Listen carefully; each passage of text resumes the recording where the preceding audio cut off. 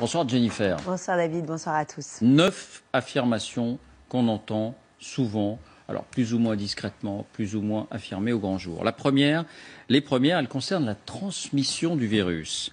Le coronavirus peut se propager seul dans l'air. Il peut en quelque sorte voyager, se déplacer. C'est vrai ou c'est faux ? Eh bien, c'est faux. Ce coronavirus ne peut pas se propager sur de longues distances dans l'air, puisqu'il se transmet par les gouttelettes respiratoires de la personne infectée lorsqu'elle tousse ou éternue. Or, ces gouttelettes sont trop lourdes pour voyager loin.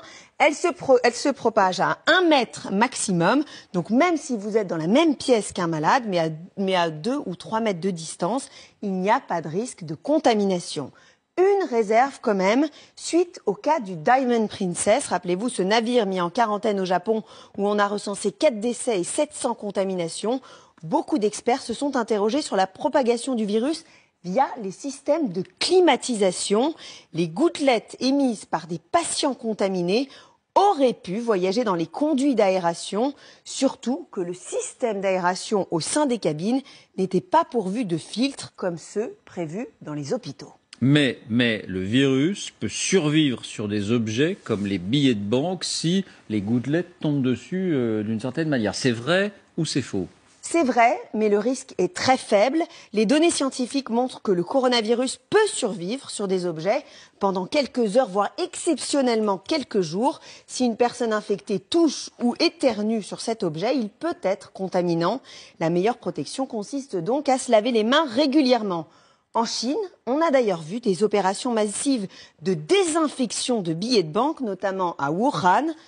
En revanche, pour les experts, si vous recevez un colis en provenance de Chine, il n'y a aucune chance qu'il soit contaminé, car le temps de transport et notamment la sécheresse de l'air dans les avions auraient tué le virus. La désinfection des billets de banque, ça fait beaucoup rire le professeur Eun. Troisième affirmation, le coronavirus peut se transmettre par des piqûres de moustiques. C'est vrai ou c'est faux ? C'est complètement faux. Le virus se propage uniquement au contact d'une personne infectée.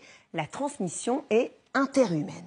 Alors l'origine du virus maintenant, certaines personnes indiquent qu'il aurait été fabriqué intentionnellement dans un laboratoire aux États-Unis. C'est vrai que ça revient assez souvent. C'est vrai ou c'est faux ? Alors voici le post qui a circulé sur les réseaux sociaux. On y lit, vous voyez, le coronavirus est un virus breveté américain qui arrive à expiration le 23 janvier 2020. Donc quoi de mieux que de lancer une épidémie pour vendre leur vaccin avant expiration ? Eh bien c'est faux, c'est une fake news au relent complotiste. Ce nouveau coronavirus n'a pas été ni créé ni breveté aux États-Unis. Il existe bien un brevet, mais qui n'est pas consacré au virus actuel, mais à celui du SRAS, une autre souche de coronavirus qui avait provoqué plus de 700 décès en 2003. Deuxième fake news, et on s'en rend bien compte aujourd'hui, il n'existe aucun vaccin pour le Covid-19 qui sévit en ce moment. Bien, sur la gravité du virus, on entend beaucoup de choses aussi. Ce virus est très mortel, très létal. C'est vrai ou c'est faux ? Faux. Pour l'instant, on compte 2700 décès en Chine et 77 504 contaminations, soit un taux de mortalité, si on le calcule, de 3,4%. Mais ce chiffre semble largement surestimé puisque tous les malades n'ont pas forcément été identifiés. La dernière étude chinoise du 21 février évoquait plutôt un taux de mortalité de 2,3%. C'est plus que la grippe saisonnière, 0,1%, mais beaucoup moins que l'épidémie de SRAS, 9,6%. Pour le ministre de la Santé, la grande majorité des cas sont sans gravité. Écoutez. On sait, 80% des formes sont des formes sans gravité. 15% des formes sont considérées comme sévères, c'est-à-dire avec une forte fièvre et des troubles respiratoires. 5% des formes sont dites réanimatoires, c'est-à-dire que 5% des malades contaminés par le virus vont en faire un séjour en réanimation. Voilà, et j'ajoute qu'à l'instant, le bilan évolue en Italie. On est à 10 morts désormais. On était à 7 morts, on passe à 10 morts. Autre affirmation sur la gravité, seules les personnes âgées sont susceptibles de mourir de l'infection par ce virus. C'est vrai ou c'est faux ? C'est faux, hein. Le coronavirus peut aussi tuer des personnes jeunes. C'est le cas, rappelez-vous, de Li Wenliang. Cet ophtalmologue a été tué par la maladie à 34 ans. C'était l'un des premiers lanceurs d'alerte de ce coronavirus à Wuhan, en Chine.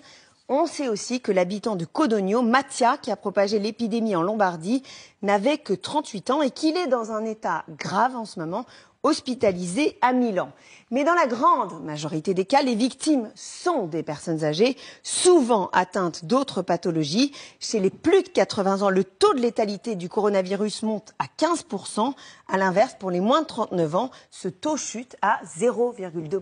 Bien, donc globalement, il n'est pas très dangereux, mais on entend dire qu'il est très contagieux. C'est vrai ou c'est faux? Alors, c'est vrai et faux. Faux parce que ce coronavirus est par exemple 5 fois moins contagieux que la rougeole. Mais ce qui inquiète, c'est qu'on peut être contaminé et passer facilement sous les radars. Pourquoi? Eh bien parce qu'il existe des personnes avec des formes très légères de la maladie, voire asymptomatiques, sans toux et sans température, qui peuvent transmettre le virus, d'autant que la période d'incubation du virus est longue. Elle est comprise entre 1 et 14 jours, période pendant laquelle le patient est contagieux, mais ne présente pas forcément les symptômes. Bien, 2 dernières questions sur la protection. Alors les masques, on a entendu tout et son contraire sur les masques. Au final, sont-ils efficaces? Oui, ils sont efficaces, on entend dire. C'est vrai ou c'est faux? C'est vrai, à condition de bien les choisir. Les masques en papier, type masques chirurgicaux, ne sont efficaces que pour les personnes malades et pour limiter la propagation du virus. En revanche, ils ne protègent pas les personnes saines. Pour se protéger, il faut des masques appelés FFP2, comme celui-là. Ils sont plus épais, plus filtrants. Ils sont efficaces 3 heures. Après, il faut les jeter. Ce sont notamment les masques qu'utilisent les soignants au contact des malades. Dernier point, lorsqu'on est vacciné contre la grippe, on nous encourage chaque année à nous vacciner contre la grippe, on est de ce fait protégé contre le coronavirus. C'est vrai ou c'est faux? C'est complètement faux. Le vaccin contre la grippe n'est absolument pas efficace, tout comme les vaccins contre les pneumonies qui n'offrent aucune protection contre ce nouveau coronavirus. Merci beaucoup Jennifer.